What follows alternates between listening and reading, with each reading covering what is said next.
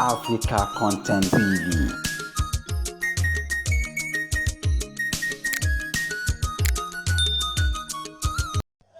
What is on the bẹ́ẹ̀ àwọn náà dá sí bàtà dé.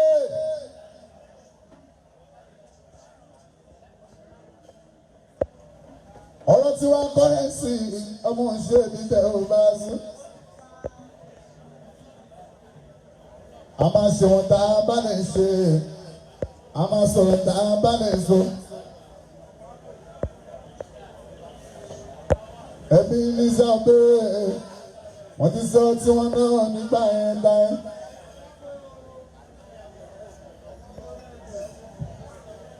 Ṣìbáládé ní ìlú Ìṣọ́lá, wọ́n ti sọ nípa Nàìjíríà o.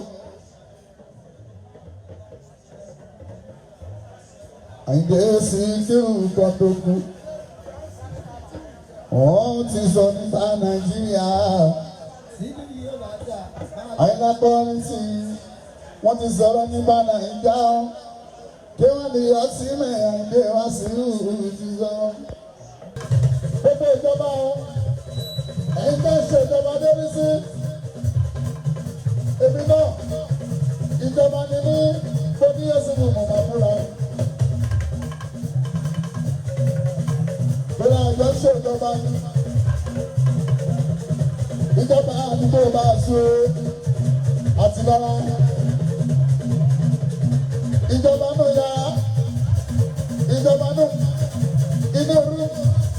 Tó bá ti níyàwó, tó lọ́mọ ìsọmọ méjì, ìsọmọ kan, tó bá ti gbọ́ mẹ́ta nínú ilé, tó ní Yéṣu rẹ̀ ti níjọba.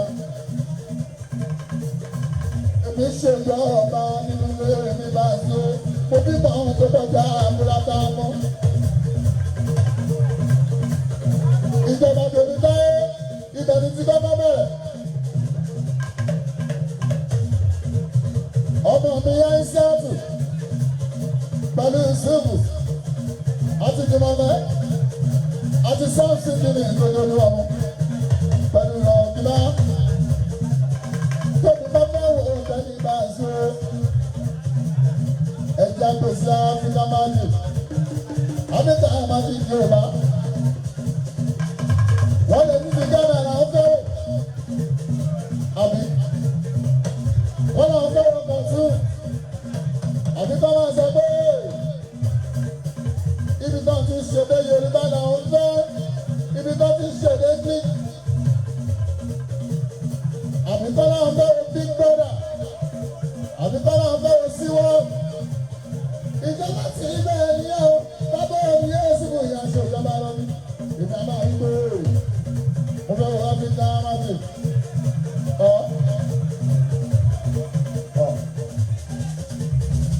àwọn tó tóbi rí wọ́n máa máa kílè tí wọ́n àwọn ọkùnrin àmọ́ níbi báyìí làwọn ń lọ débi sí ṣẹ́ni gbogbo ìjọra wọn ìjọba ti bẹ́ẹ̀ náà nù ọ́ ọmọ ṣe ìbílẹ̀ ọ̀rẹ́ ìsìjọba.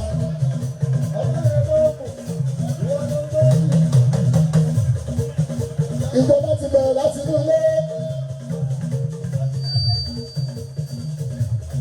Ìjọba náà rè bá a bá gbé kúrò nínú ilé mọ́ a máa ṣe ta àdúgbò wa ẹjẹ́ fojú inú rè ìjọba tí ń gbé dé street ilé ìyàwó ibi tí ń bára sí àwọn àgbààgbà tí mo bá ń bẹ̀ wọ́n ní mò ń ṣe ìjọba bí ìjọba ń gbọ́dọ̀ bẹ̀ mo lọ ṣe street light bẹ̀rẹ̀ kì í ṣe constituency ní ìyàmọ̀ ìjọba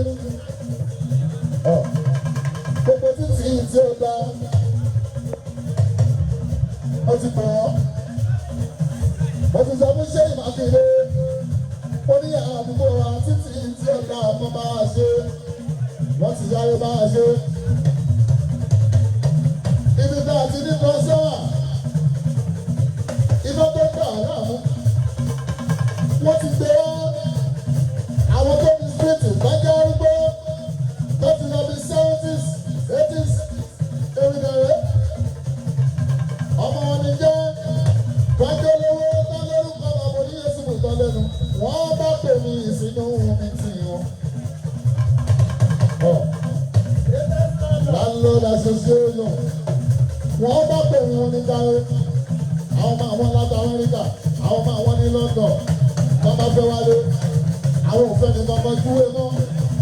Àwọn bá ti béèrè láti ìwòrò. Gbogbo ní lóyún. Yẹ́bá ti dé níyàn lè yẹn ṣe ẹ̀bùrẹ́ lè dáyé kọ́rẹ́nsì. Wọ́n ti wá.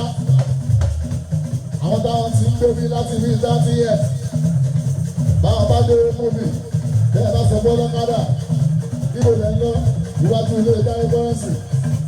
Wọ́n ti bá wọn débẹ̀. Báwọn bá ń pẹ̀ ní Mọ́kọ́lá. Níbo lẹ́ ń lọ? Bẹ́ẹ̀ ti lé ṣàgbọ́nà. Ọlọ́kadà ti máa ní wọ́n ṣe lè dáyé. Wọ́n ní mo ti gba àdúgbò máa lọ. Ó lè ṣe dáadáa máa bọ́ ní Yéṣu. Ọmọ ṣe mí. Gbọ́dọ̀ bọ́. Wọ́n ṣe dáadáa sí àdúgbò ní gbogbo wọn bá pè mí. Wọ́n bá ní dáyé. Orúkọ yìí. Lámà Bísí Street yìí. Mo máa wọn lówó bẹ̀. Bẹ́ẹ̀ bá dé níyànjú. Ẹ lè mú fóònù yìí. Ẹ gbọ́dọ̀ Táyé Currency Street, Táyé Currency Close. Ẹ máa rí bẹ̀. Ìjọba mo ṣe débẹ̀. Ọmọ ṣe níbẹ̀. Báwo wá ní? Ọmọ gbọ́dọ̀ ọmọ gbọ́dọ̀ yóò máa ṣe.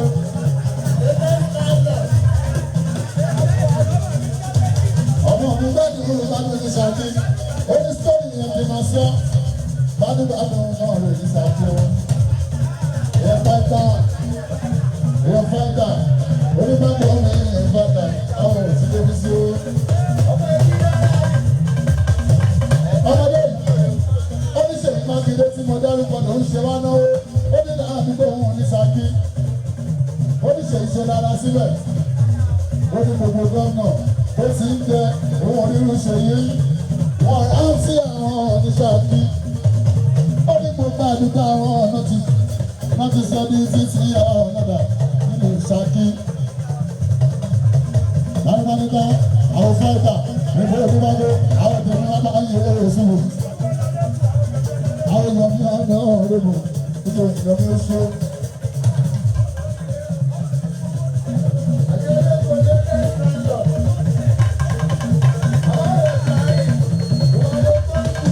ó ṣe gbàdúrà rọ́bà mi ní láti sáájú ó ṣe gbàdúrà gbàdúrà àdúgbò gbàdúrà lọ́rẹ̀ ní sáájú.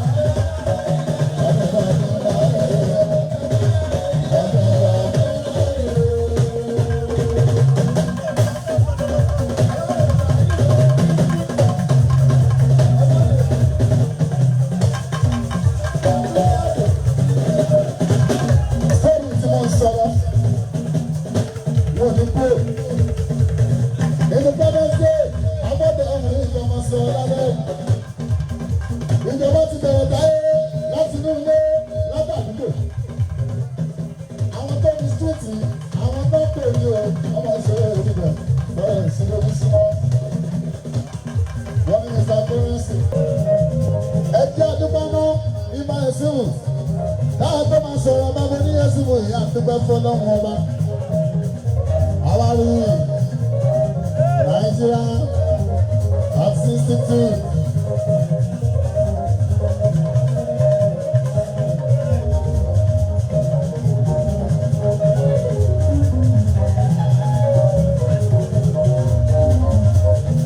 Àwọn kan lọ́jọ́ tó 61 lánàá.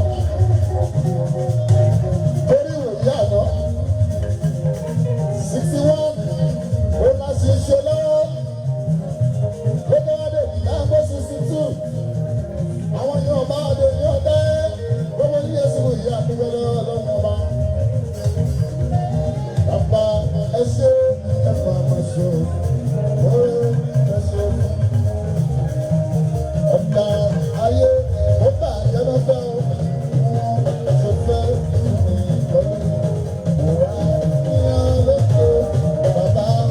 Baba, ẹ ṣé, bàbá, ẹ ṣé,